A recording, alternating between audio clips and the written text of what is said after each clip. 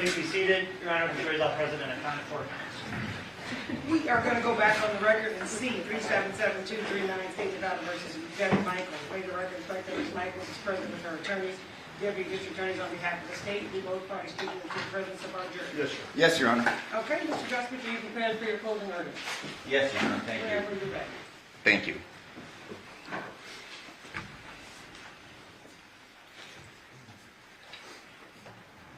This case is entitled The State of Nevada versus Devyn Michaels. Proof beyond a reasonable doubt is the highest standard in the American justice system.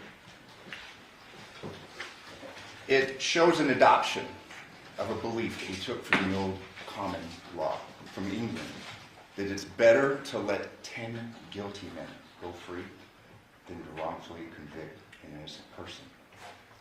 I would also submit to you that it shows a belief and an understanding from the Founding Fathers that very few people have the resources, the opportunity, or the ability to prove their innocence. You've seen that through the course of this trial. You have officers come in, collect evidence, and officers are people.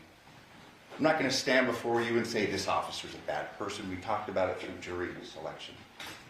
But officers make mistakes. People are subject to biases, to confirmation bias, where they reach a conclusion first and then kind of work backwards. And I would submit to you that that is what happened in this case. And our Founding Fathers understood that. And that's why they placed the burden upon the state, and the state alone, to prove its case, each and every element of its case, beyond a reasonable doubt. I'd like to talk a few minutes about the jury instructions. We had a few technical difficulties, but you all have the same packet. I'd like to discuss just a few of these instructions. I'm not going to tell you which boxes to check. You're smart.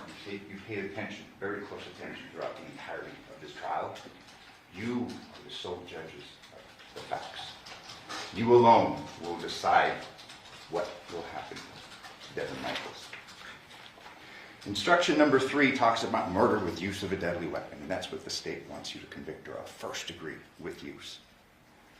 But the pleading document is telling. Instruction 3, it states, murder with use of a deadly weapon, did willfully and lawfully, feloniously, with malice aforethought, kill Johnathan Willette, a human being, with use of a deadly weapon, to wit, a wooden stick, and or other unknown object, by striking the said Johnathan Willette with said wooden stick, and or other unknown object, and or through other unknown means. And then it lays out the mental state.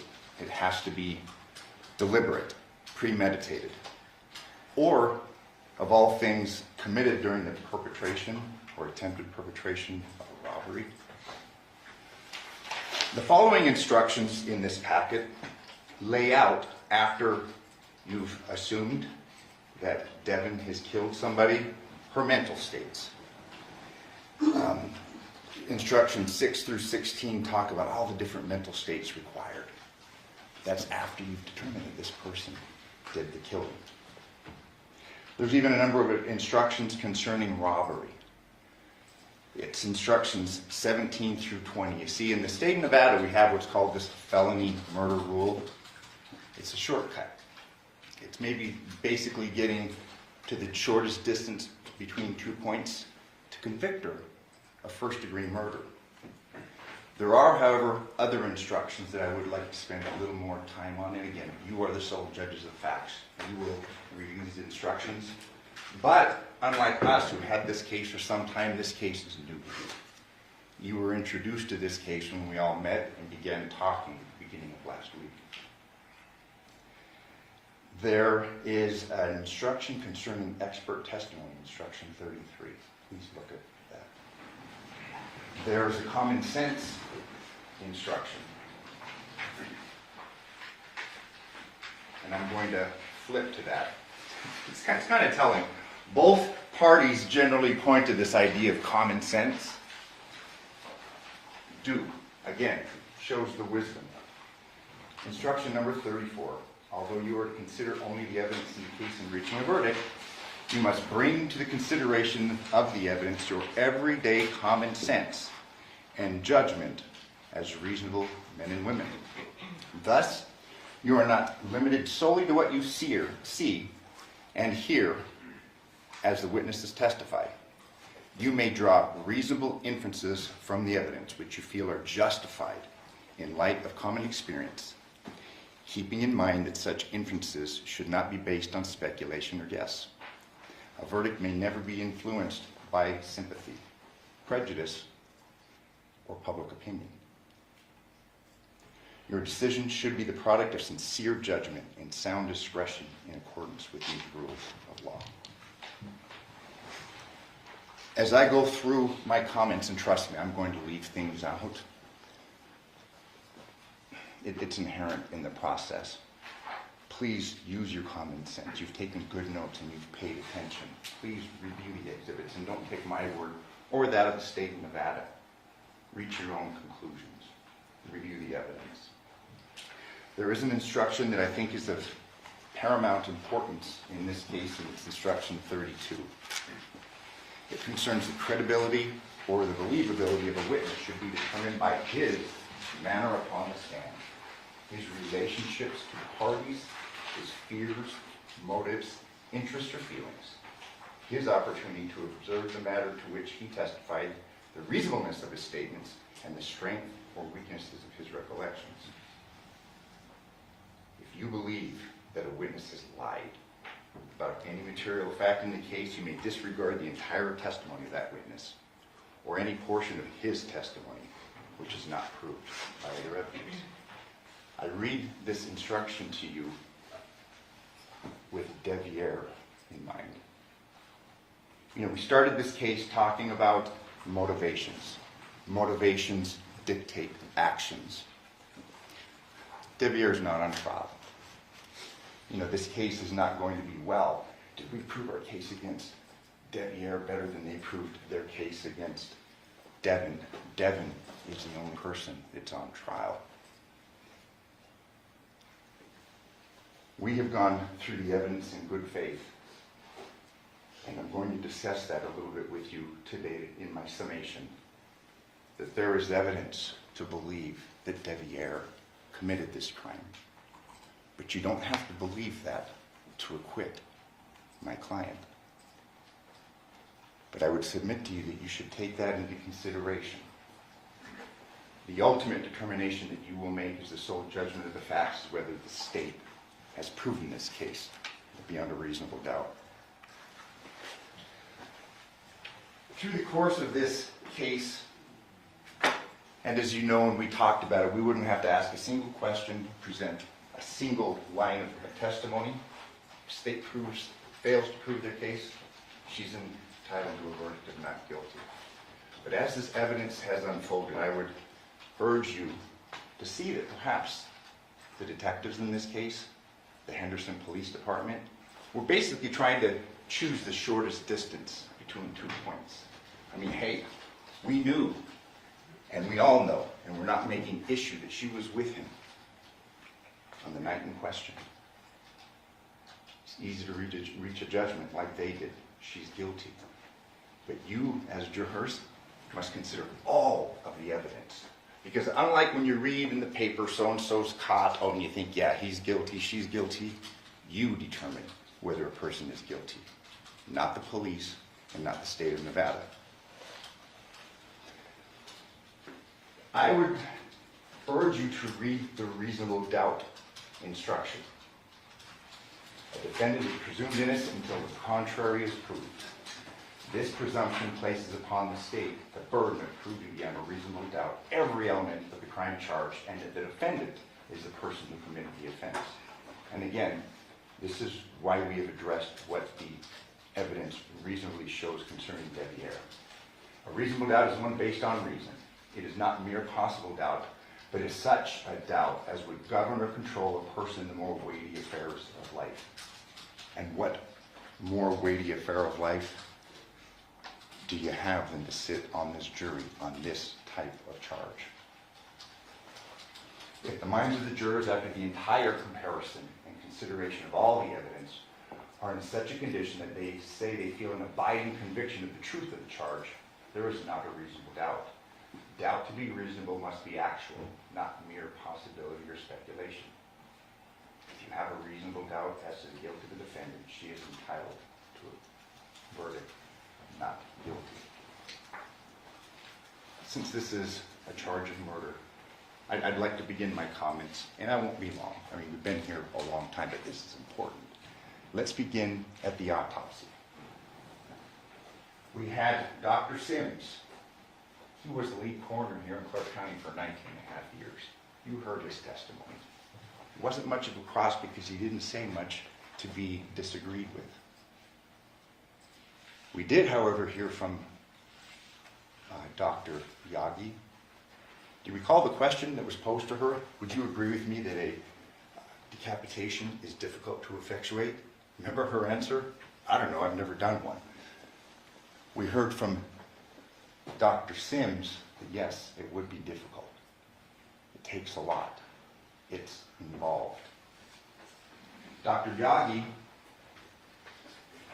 missed the tattoos. It was in the report. We had Oriental John. That kind of goes to the weight that you should give her testimony and the thoroughness of her examination of the body. The state's relying upon Dr. Yagi's statement, her testimony that there was no injury on the hand. You got to consider the source. Dr. Sims testified that the cause of death cannot be determined without evidence of injury, and he was talking about standard practices. Obviously, these are very suspicious circumstances. In fact, if John was murdered, it's very reasonable to assume, common sense would dictate, that the person that killed him decapitated him. And through the course of this evidence, they have not shown a scintilla of evidence that she was involved with a decapitation. She didn't do it. Determination of homicidal violence cannot be used when in large part that fatty liver or drugs and alcohol are present. He was talking basically about industry standards, what experts in this field collectively agreed upon. And we saw a variation in this case from Dr. Yagi. In this case, we did have a combination of all three. You heard the testimony about 20 times the level of THC, alcohol in the body. 0.02 was the alcohol in the blood, but Dr. Sims testified that that, in conjunction with this high level of THC, would cause a person to be intoxicated. That's important in this case because you will hear testimony concerning her concern, Devyn's concern about not letting him drive. As you recall, we went through all those texts beginning back in 2018 concerning Yoko's concern. And again, I don't want to speak ill of the dead, and it was no showing of disrespect towards her, but it was an ongoing concern that she had. She didn't want her son driving drunk, and that concern was shared by Devyn. She had his key. She took the key to the house. That's not evidence that she committed a murder. This is extremely important, and there's been a great deal of issue made concerning this video evidence. As you recall, through the course of Deviere's testimony, I read it to you at the beginning of the trial and read it to him, where basically we had a detective, it was the 12th of September, telling him, you're under the radar. We're here to clear you. I mean, when you look at the radar, when you look at this net that was cast, it has so many holes in it. The state would have you believe that both homes were under 24-hour surveillance. It's just not true. The evidence of Detective Lippisch and the other detectives showed that. The state expects you to accept representations made by Detective Lippisch regarding the true time of the videos from this residence, and I want to start there. This concerns the state's timeline, which I would tell you flies in the face of common sense, but it's important to take into account how this evidence was gathered. You recall the list of times or the videos that were shown? He supposedly didn't, it was on a neighbor's cell phone, We saw no logs. We saw no indication of the veracity or the accuracy of those times. The state's basing this idea that she's pulling up in front of the Talavera residence and is somehow moving her car at 11:04 to avoid detection. You have to take this detective at his word. And again, I'm not necessarily saying he's lying, but he did a sloppy job of collecting that evidence. And this is the video evidence that I'm referring to.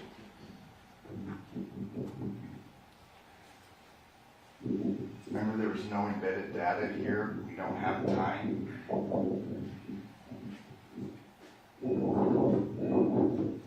He would have you believe that the vehicle is moved at 11:04. We don't know what time this is occurring. We do know that the vehicle perhaps was moved from the Burla, but we don't know the sequence of events. As you recall, and you will have the evidence, there was various blue lines showing triangles, and we heard that through the positioning of the GPS, you have movement, even if a vehicle is in one place. We don't have specific times, and we really don't know the order of how things occurred. We would urge you to believe and to consider that common sense would dictate that this was when Devyn left the residence at 2:04.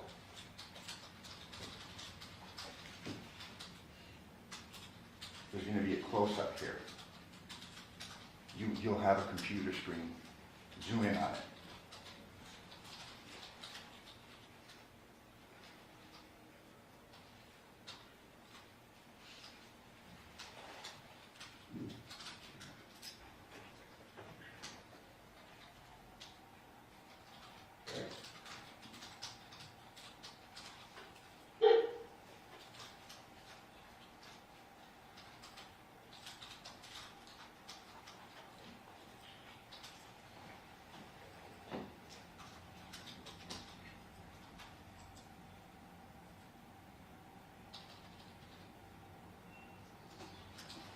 Here you see the interior of the vehicle. You see Devyn getting in. You see a bag on the passenger seat.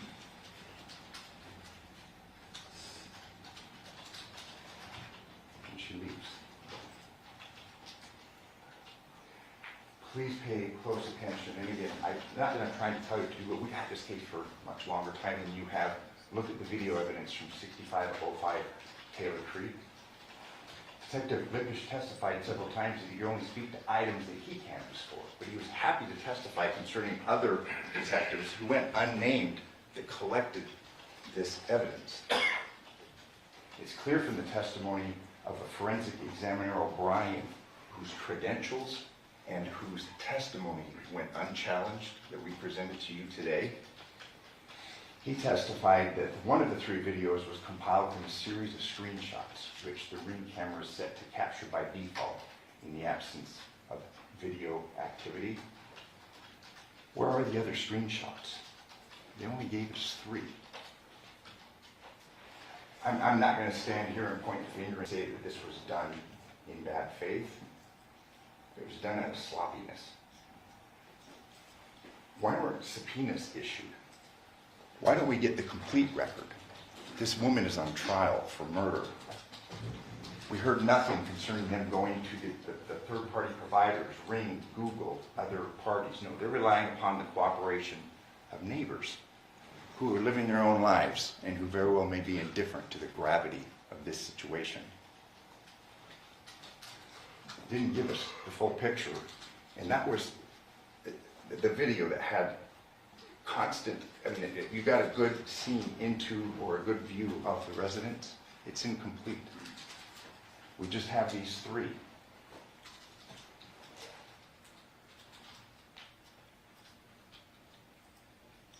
And again, this is at the new residence where it's been referred to. Porcupine here, we've got the truck.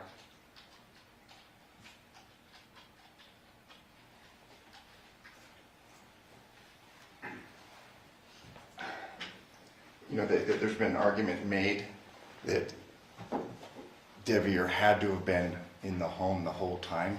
Based on what? Because the entrance to the neighborhood with the continuous camera doesn't show a vehicle. There's other ways to leave that residence. There's a walkway next to one house away. There's over the fence. This is something that's been discarded by the state, but again, I would submit to you that it goes to what Devyn is thinking. It goes to her innocence.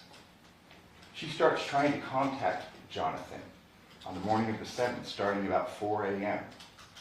She'd left him. She'd left him at the residence. The plan was that they were going to take the girls to school that morning, and we have evidence, and you've heard that's what she did. The message she leaves him is concerning the girls' school supplies. She's letting him know that their daughter was sick, because we know that she's at that pharmacy, and it's a 24-hour pharmacy at 2:28 a.m. That's what went on. She hadn't killed him and decapitated him. She was worried about getting her daughters to school that morning. She sends messages of concern when he doesn't respond. The state claims, and again, this is where common sense comes into question, the state claims that Devyn was answering Johnathan's phone from the house the morning of 8/7/2023. You heard the argument concerning the notifications. We did hear from Detective Skinner that they didn't put it on airplane mode. Those notifications wouldn't have shown up. That evidence, like so many other pieces of evidence, were mishandled. But the state's going to have you believe that she purposely took the phone from Paladera to Porcupine Rim and leave it out on the driveway, and at the same time be calling it and answering it and leaving it on the driveway. That flies in the face of common sense. She took it and left it there, and then is answering it and calling it to provide some sort of an alibi. She's lucky that in this very slipshod investigation that she has as much evidence that she does to present to you that she didn't commit this crime. Crime scene, the footprints. There are footprints in the backyard. And we have, and I'll show you the photos, we marked them and had them admitted. We have this, the Henderson Police Department documenting these footprints, but then trying to basically throw shade on that, saying, well, they could have been there for some time. They weren't important. When you look at the photo, you can see that they're fresh. They wanted to argue whether they're male or female. They didn't do any follow-up. There was no footprint comparisons to anybody's shoes in this case, much less Deviere's. You recall Yoko's testimony, there were 4 dogs in the backyard. If that footprint had been there for very long, common sense would dictate that the dogs would have walked through it. They would have been sullied. They weren't. They were fresh. Again, they were not analyzed or tested. And there it is. And Detective Ozawa just kind of discounted that and said, well, we don't know how long they were there, but apparently no one really looked at Yoko's testimony and Yoko's statements. 4 dogs were out there for most of the night. This was a big point of contention. And again, these aren't red herrings. These go right to the very heart of the case. There was no blood cast off in the bedroom. In spite of evidence, uncontroverted evidence, that a mechanical powered saw was being used to decapitate Johnathan. You recall, Coroner Yagi went so far as to try and compare a beheading by a mechanical tool there at a crime scene, and Dr. Sims took issue with this. She tried to compare that. These crime scene analysts tried to compare that to the dismemberment of a body under controlled conditions by specialized tools in the morgue. Bodies that have been refrigerated, but nonetheless, she testified that they still wear protective goggles and aprons to protect themselves from this cast-off. Luminol, we heard no testimony whatsoever that luminol was used by the crime scene analysts. That would show indications of blood or attempts to wipe it up. Nothing.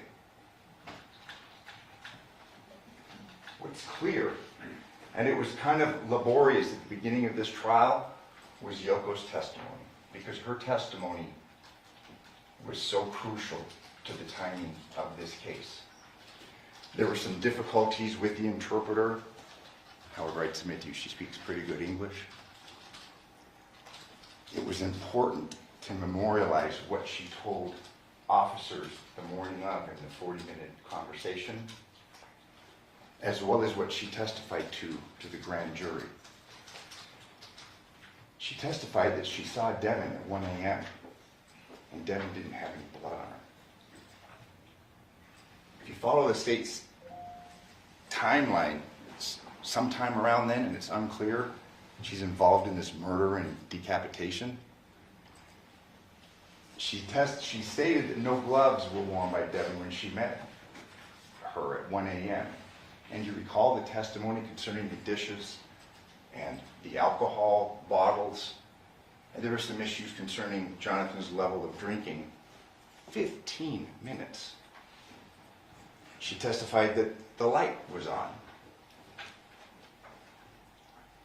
That brings to question the veracity and the reliability of the statements through her multiple interviews that Devyn made to the detectives.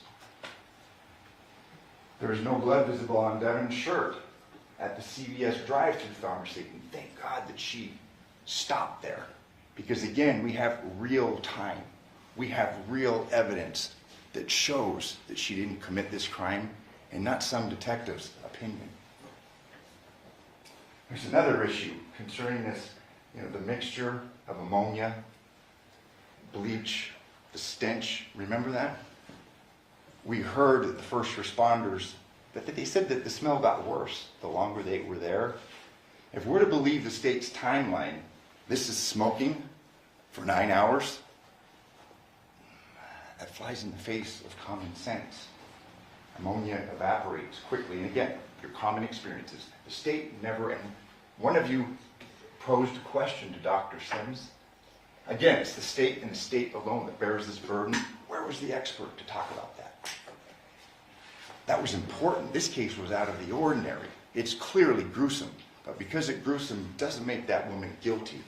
It isn't evidence that she committed this crime. Here we are, 2:27 in the 24-hour pharmacy, and you'll have this. Look at her.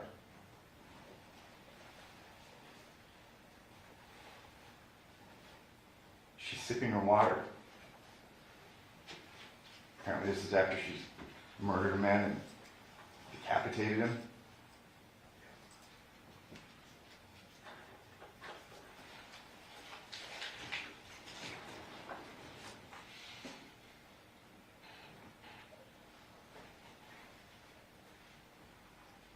She's reaching out of the vehicle. No marks, no blood, nothing. And Sims testified that this would have been messy.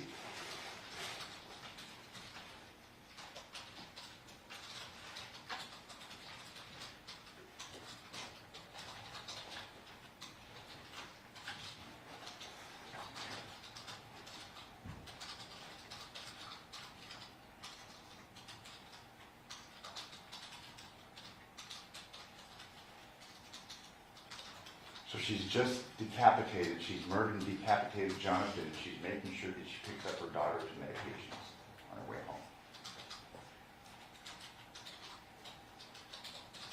There was a very good question that was asked concerning, was there any stops? There wasn't. There were no, her vehicle didn't go to any isolated areas, to any trash bins. There's been times when I've gone through moves and I've gone behind the bombs and dumped trash out in their dumpsters. There's no evidence of that because it didn't happen. The state will have you believe that there's this bucket of blood that's the reciprocal of all this blood that's squirting out when she's sawing his head off. What did she do with that? Yes, she did. The car didn't go anywhere. She went home. There's no rags. There's nothing in that vehicle. We do know that they recovered, and this is based in part of the video that we saw from the terrible herbs. Again, I don't want to point fingers, but her life is on the line. They didn't do their job. There was no direction of what to get and when to get it. We heard from Detective Lippisch that he got that video evidencing her clothes around the 11th of August. That warrant was served on the 7th. And we didn't hear much about what they picked up on the 15th. They made a big deal about the shoes, the swoosh, but we showed you evidence in the photographs, and it's in evidence of the black shoes with the white soles. I mean, she gets arrested on the 15th. Game over. It's done. According to Yoko, and this is important, and I read the statement to her because it was so dispositive. She said Johnathan's room was a mess. And there's this kind of a feigning of not understanding, and I said, "Man, these are your own words." And I read her own words to her. During her initial interview, she stated that there were 2 chairs flipped upside down. That's evidence of a struggle. But then we don't see that on the body cam. What happened? We don't have that in any diagrams of the crime scene. But when she spoke to police and thank goodness it was recorded, she talked about 2 chairs being flipped upside down. And obviously her memory would have been far better at that time than it would be now. But again, you know, there were some questions by the state. You were traumatized, things were terrible. I'm sure it was. But the veracity of the statements and the accuracy of the statements shine through. She was trying to help law enforcement and give them clues concerning who committed this murder. There's no reference made in Devyn's statements about chairs, about a struggle. Johnathan was killed after she left. What's kind of weird is that there were 2 belts tied together on the ground near the bed. There's been no explanation by the state, and we can't give you one, but something's going on in here. Crime scene GPS. Devyn's car is trackable. We know that she didn't stop. You know, she was there that night, and that's why she was charged. Her phone is trackable, clearly. No deviation is made to some remote location. She went to the pharmacy and went home. There's no anomalous stops, and this was brought up by you. She gets the medication and gets home because her girls have school early the next morning. The timing, and this is obviously where timing is very, very important. We do know when they leave the terrible herbs. You see 22:11. We know that when they got home, they spoke to Yoko.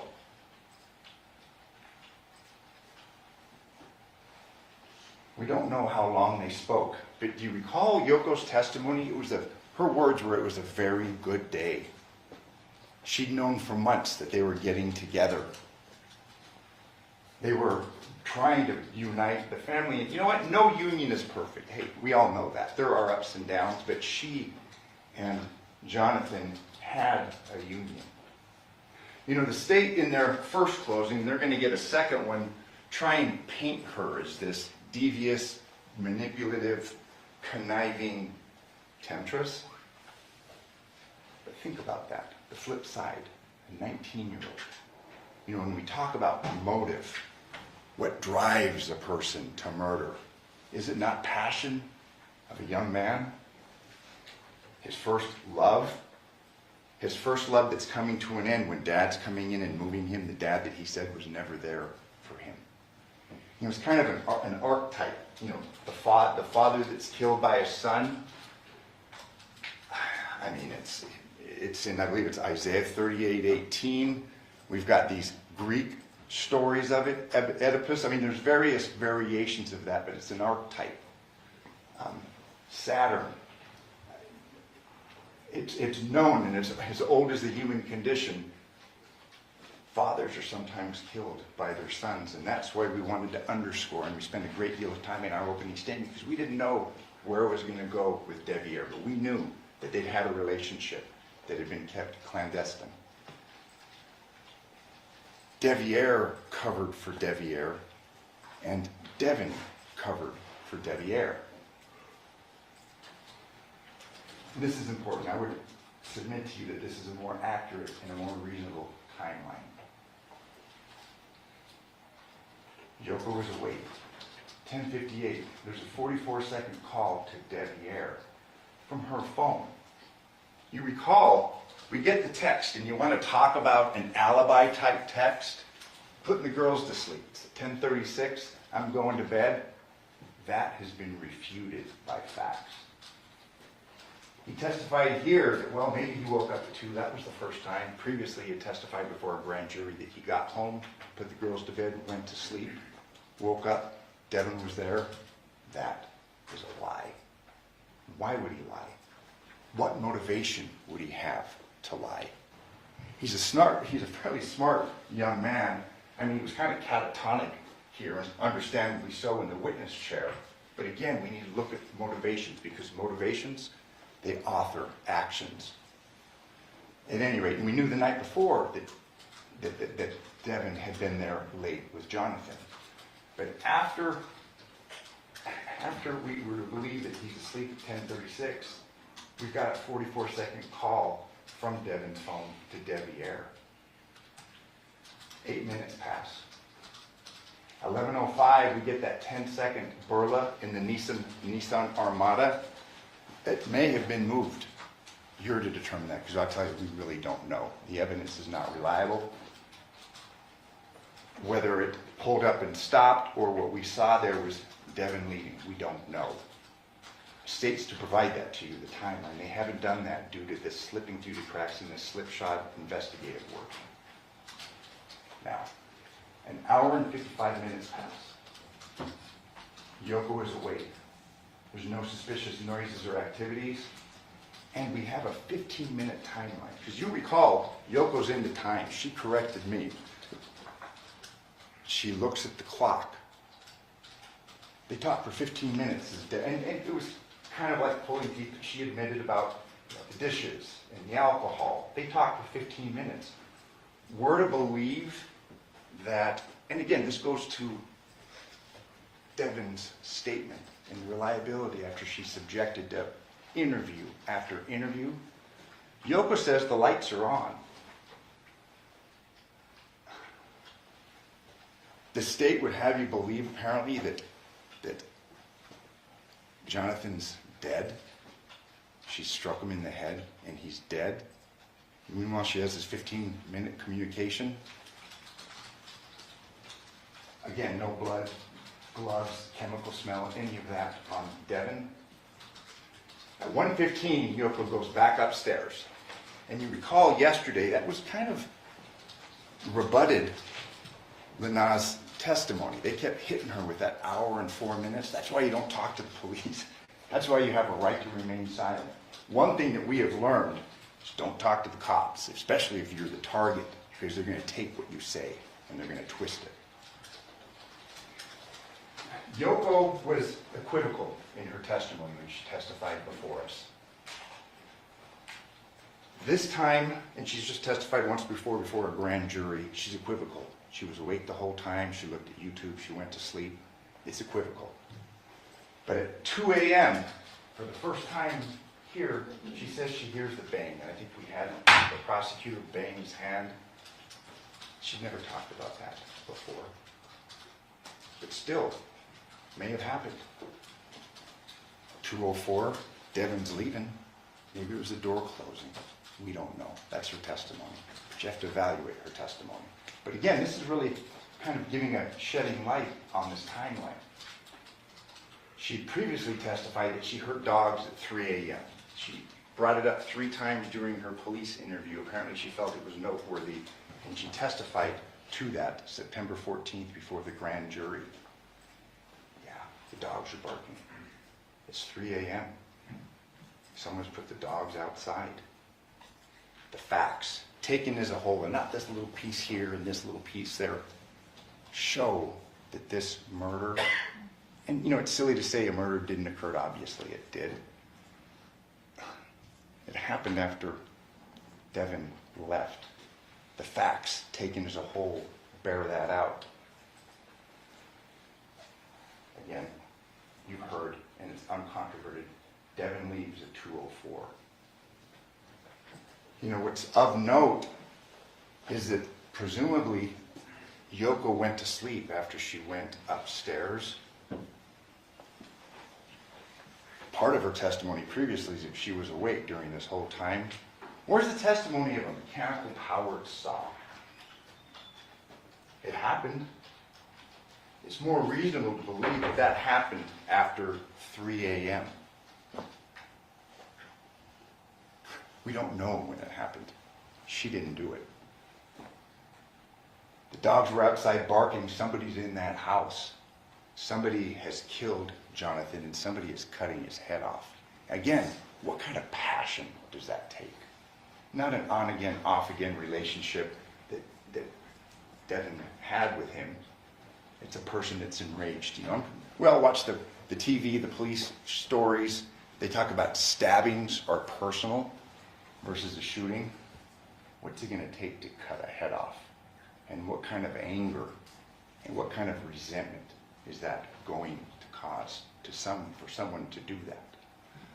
You know, there's been a great deal of argument made and points attempted to be scored that Devyn did that because she'd do anything to get her kids.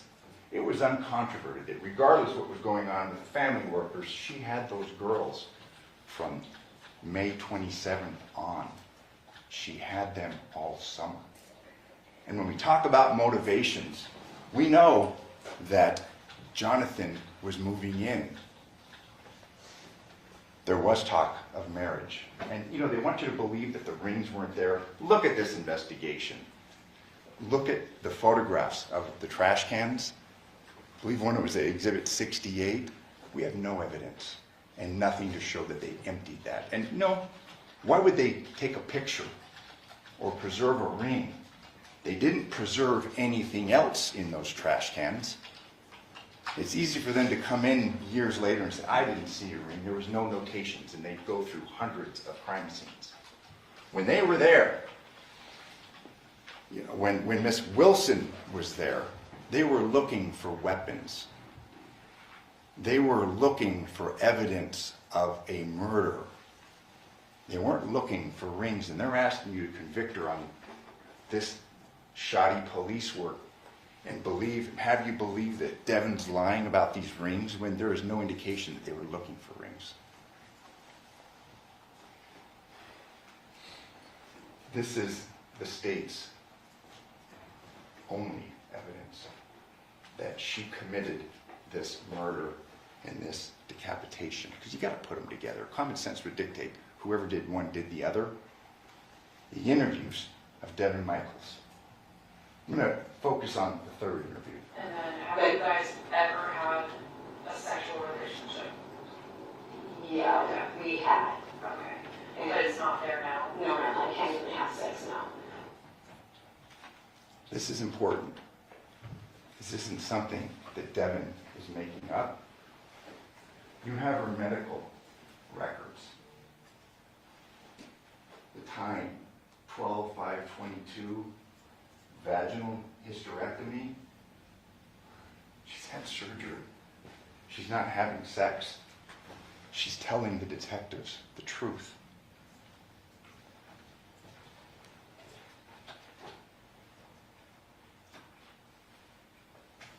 Okay, we've got that. Is there any reason why child's blood or anything DNA related would be in your vehicle? Because that got to back to our station, our CSA, they're going to thoroughly look for everything in that vehicle. I couldn't tell you. If he was bleeding from when he was doing the thing, he helped load up the truck. So if he was bleeding, In the truck or your Armada? my Armada, Okay. like, he was putting the things in the car, like anything else Sure, that he had. there's going to be obvious areas where blood doesn't belong even if you're loading. So I'm just asking you directly, because if we do find any DNA evidence in that vehicle, obviously we want to make sure we asked you if there would be a reason. No, the only thing I knew he said was his hand that he hit on the table. That's the only time he ever said he was bleeding, and he said it got a pretty good gash. Okay. But you didn't see that? No, I did not, so I can't really speak on it. But he was still loading everything up, so I don't think it was really bothering him that much. This is the inside of the Armada. For the testimony from Ozawa, it appeared the vehicle had just been washed. That's been disproven. The burla shows that that didn't happen. The location coordinates show that that didn't happen. Look at the inside of this vehicle. I know my partner, Mr. Horvath, had asked Detective Spangler, well, was it very clean inside? I think he made a reference to teenage kids, something along those lines. This isn't well kept. I've seen much worse, but it's not well kept. The important point is we're to believe that there's buckets of blood in here. There's bloody rags. There's a head, a murder weapon, a saw. There's nothing in there. They sealed this vehicle and they took it off. If you're to believe that she murdered and decapitated Johnathan, you're to believe, common sense would dictate that there's going to be some indicia of a crime in here. You're taking buckets of blood because they weren't at that residence. This made reference, and again, nobody understood the significance at the time. Miss Miriam didn't, but there's the table that she talked about. It was a moving day. Injuries do happen. We're to believe, again, Dr. Yagi's, the reliability of her testimony. She said there was no bleeding injuries. Well, we've got an injury right there. Whether it's bleeding or not, we don't know. But that's sign of an injury. And remember, this is the same doctor, the same coroner that said John didn't have tattoos on his arms. Big point was made about the telephone. And we're to believe that Devyn is so sophisticated and so cool and so cunning and so informed that she can murder this guy, decapitate him, not leave any evidence, and then drop his phone in her driveway. A more reasonable explanation, it's tired. She's got girls that are going to school in the morning. She's been carrying things, it's late. She obviously brought the phone. Whether it was knowing or not, we don't know. It appeared that it had fallen on the side. She tries to give an explanation. You recall about the cigarette butts? She didn't know the phone was there. That's why she was calling the phone, following up with Johnathan. She knew he wasn't dead because she didn't kill him. Another thing, there was a big point of contention. Sometimes little things can have very large implications. Remember the issue about the blood on the screen? Papakostas, the DNA expert, testified that she couldn't confirm that it was blood. There was a presumptive test, but the confirmatory test, and some of you are far more knowledgeable than I am, it was not. She couldn't confirm that it was blood. So then the state recalls crime scene analyst Miriam to apparently discredit their DNA expert in reference to the blood. And this is the entity that's charged with proving this case beyond a reasonable doubt. They're calling a crime scene analyst on a presumptive test to discredit the DNA expert who gave testimony, uncontroverted testimony, concerning the lack of a confirmation for this blood. We know that John's DNA is on the phone.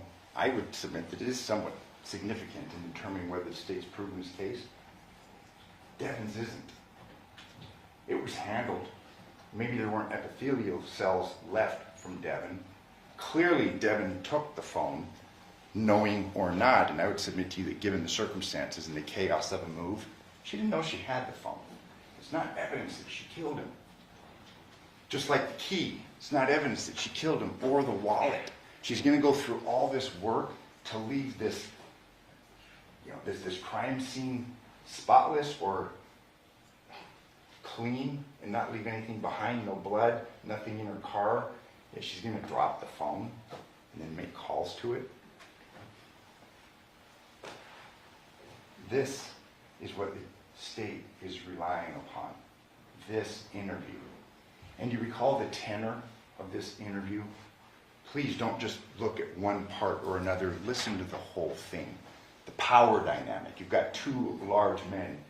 You've got a woman who they had said, we Mirandized you earlier today. You have to ask yourself what went on.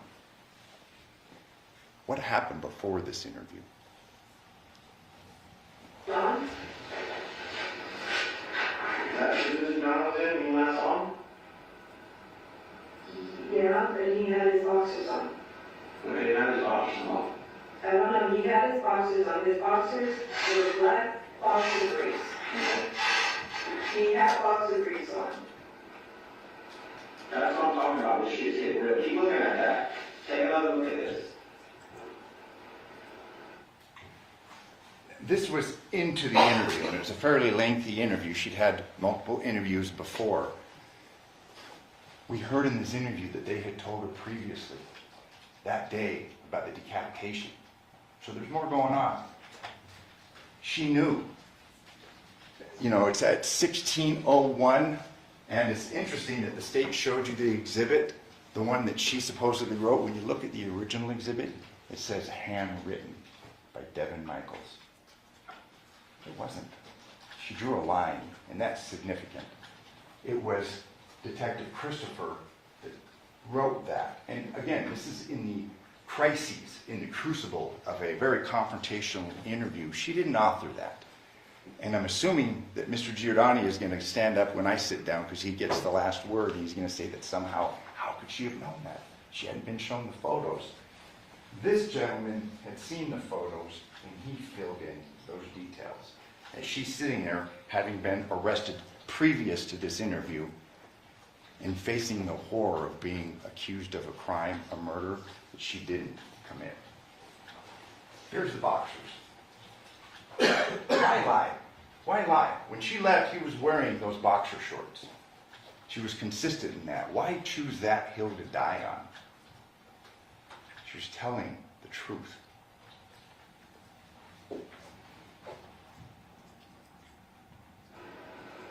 Have you had moments in the past where you Yes. have been stuff where Yes. this happened? Yes, there's things in my past where I cannot remember. And yes, I have talked to my doctor about it. Yes, they're trying to figure out what's going on with me. Yes.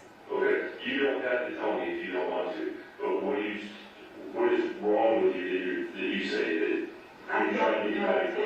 They're testing me now. I went yesterday. For whatever reason, my brain tingles and then I black out. And I literally have it on documentation from the doctor, and they're trying to figure out what's going on with me. This interview was on August 15th of 2023. This condition that she's talking about, it's documented 6/7/2023. New patient established her patient she feels like tingling, vibrating in back of head, comes and goes, denies headache, has dizziness. This isn't some ploy. I mean, she's in this high pressure, confrontational interview, and she's trying to give as truthful information as possible. She's had some problems. This isn't some defense where, oh, she blacked out and didn't know what she did. She didn't commit this crime. She didn't commit this decapitation. She's had some issues that she's been trying to address. And again, she's being truthful to these detectives.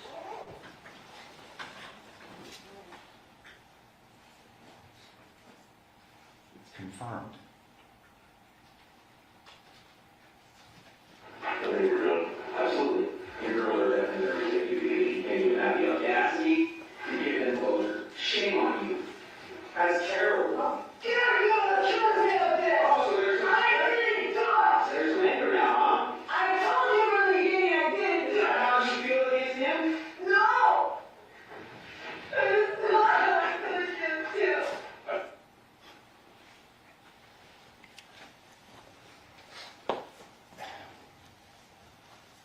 She's pushing back. She's been interviewed over and over again. She's telling him, I've told you I haven't done this. What were we're dealing with now is a woman that's denying that she committed this murder. You know, it'll be up for you to determine whether she hit him in the head when he was grabbing her leg. She was consistent that he was alive. He was breathing. There's no evidence that she hit him in the head. And again, given this, we know that when people are confronted, they'll try and give something to appease the other party, this power dynamic. She was trying to give. In this interview, you'll read, they threaten. What you do here is going to determine what happens with you and your daughters. She gives a little, but then snaps back and says, I didn't do this. And she's expecting, through all these interviews, for them to pick this up and do their job. But they'd already made their minds up. You heard from Lanai yesterday. In their minds, she was guilty. That's it. And we're dealing with this investigation that you heard from Sean O'Brien, 3%. We're dealing with 3% of the information that was available on those devices. But still, in that 3%, we've been piecing together what really happened.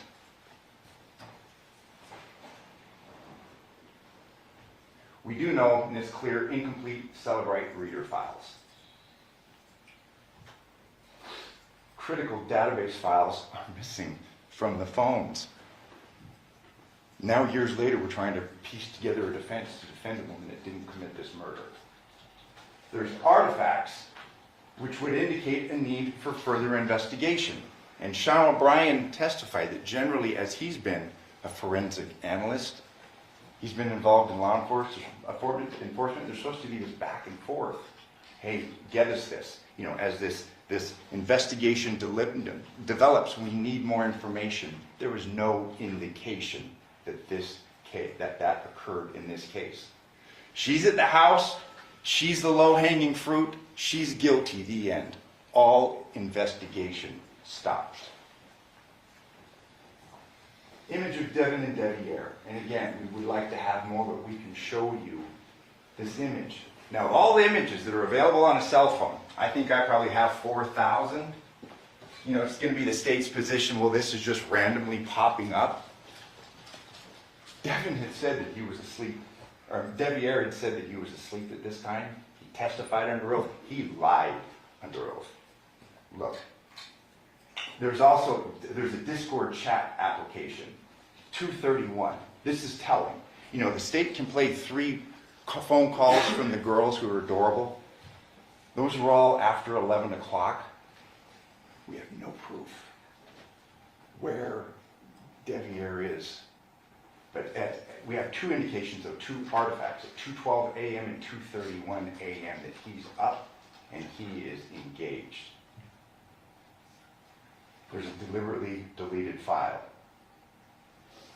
This is the image. 2:12:38 a.m. This is after there's been 3 calls from the home phone that night to Devyn. 3 of them were the girls. What about the other 8? But of all images, at 2:12:38 a.m., this is being looked at on Deviere's phone.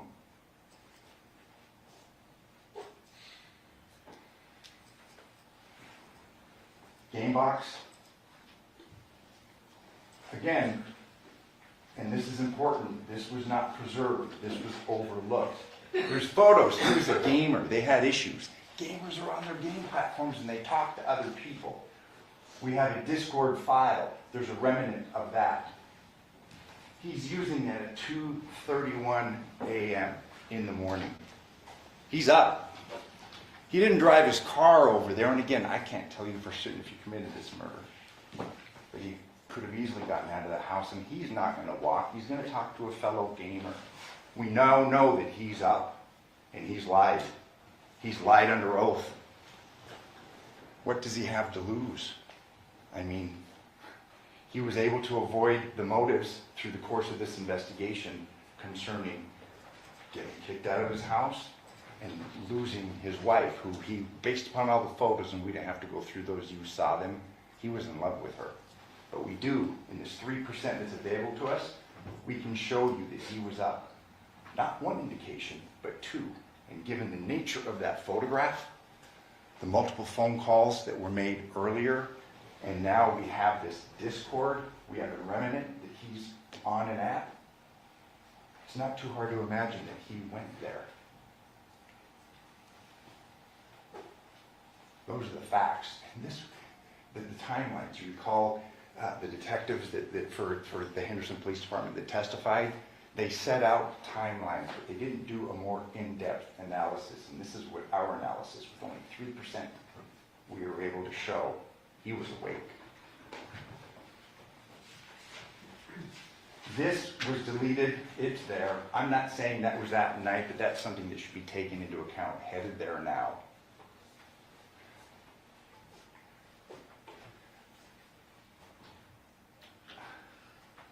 He's there in this area, and you'll have the exhibit.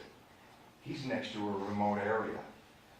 Don't know if he had a job there or not. This is the morning after 8/7/10/25. You know, when detectives interviewed him, he'd said, hey, I've been drinking. We don't know if he'd been drinking all night. We don't. He's a drinker.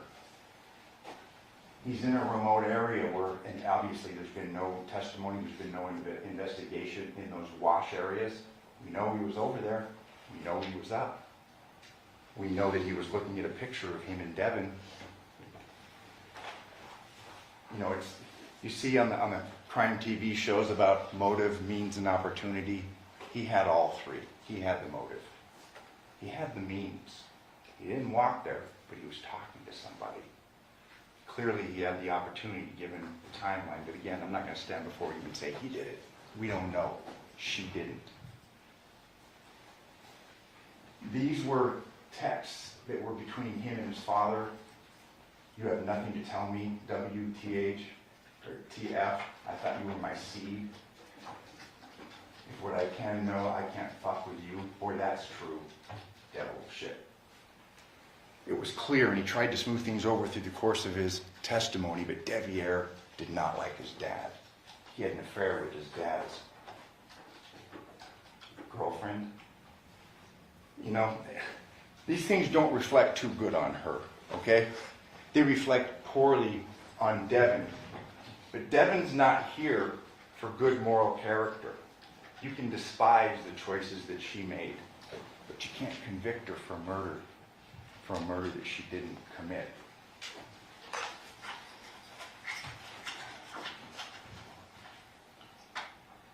This is their home. The home that he's being kicked out of. Again, there's the walkway down the side. There's a way to get out the back. There's no cameras that were pulled on Rebecca. We don't know. The police did a slipshod investigation. We can't show you him walking away.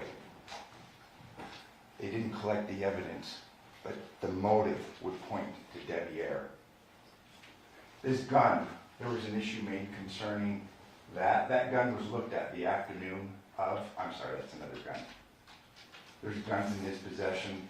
We don't know if that person was shot or not. Johnathan was. The swords, again, we're not trying to throw these things out, aha, but this just shows a conscious indifference on the part of law enforcement in collecting evidence that could exculpate her. Their minds were made up. She was guilty. There's so much evidence here that you can go through and look. Again, thank you for your patience.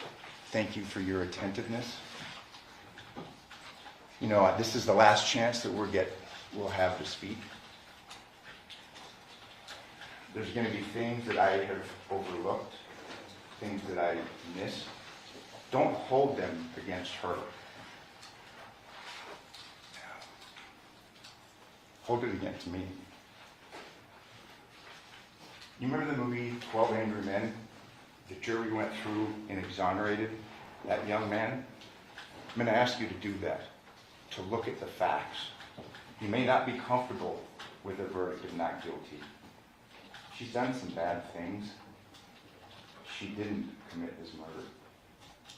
She didn't kill him and cut his head off, because those two things are combined. Common sense would dictate that they are.